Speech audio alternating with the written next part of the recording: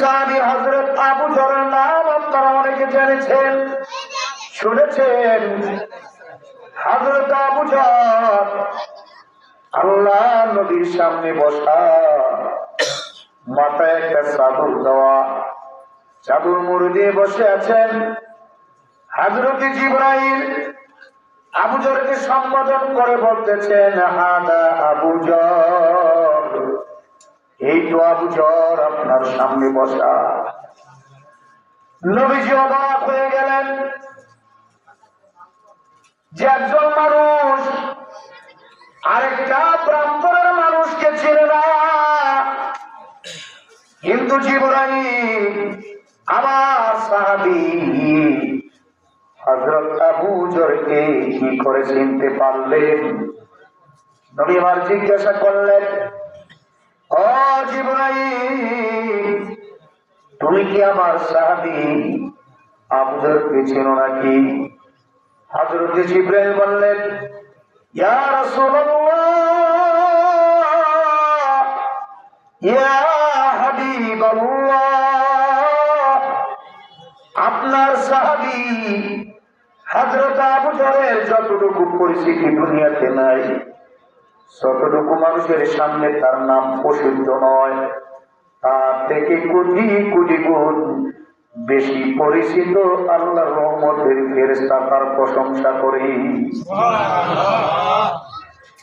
আল্লাহর নবী ডাক দিয়ে বলে, ও ভাই জিবরাইল রে, আমার সাহাবীর এত বড় মর্তবা, এত বড় সম্মান, এত বড় কিতাব পাওয়ার কারণটা কি?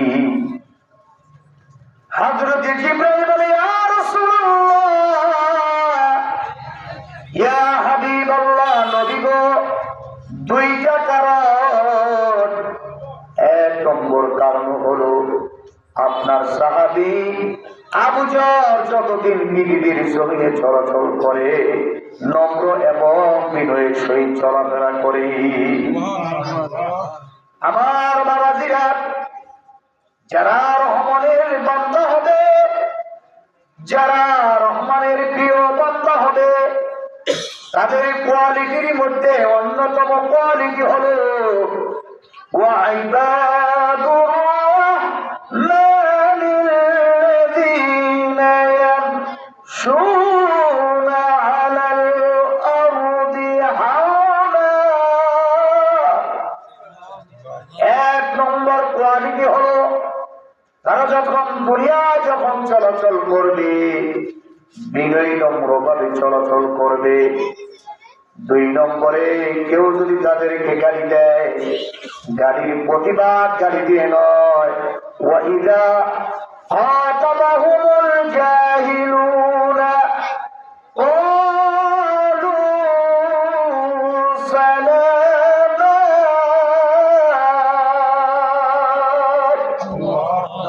দুই নম্বর কোয়ালিটি হলো যখন তাদেরকে গালি দিবে গালির উত্তর গালি দিয়ে নয়।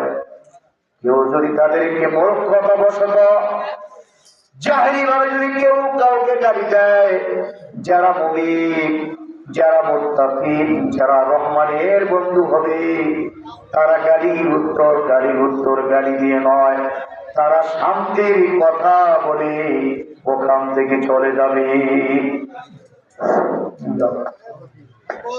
রহমানের বান্দা যখন হবে তাদের এই হবে কোয়ালিটি। এই সাউন্ড বাড়া, সাউন্ড কমে যায়, বক্সে শান্ত নাই, বক্সে লাইন নাই, একদম লাই বললে শোন কথা কান। যেটা আমি বলতেছিলাম,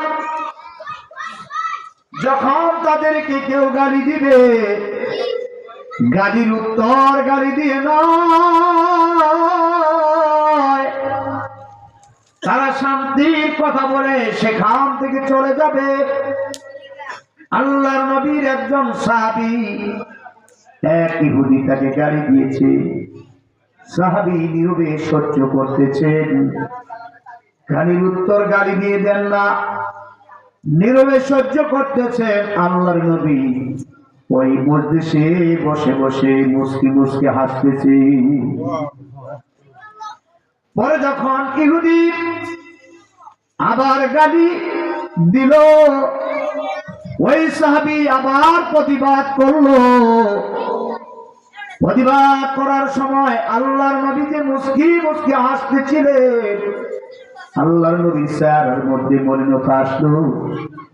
আল্লাহর নবী রাগ হয়ে ওখান থেকে চলে যায়। সাহাবী ডাক দিয়ে বলে, ও নবী,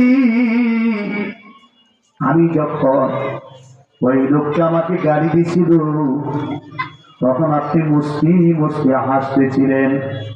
যখন আমি গালির প্রতিবাদ করলাম আপনি ওই জায়গার থেকে চলে গেলেন গো নবী।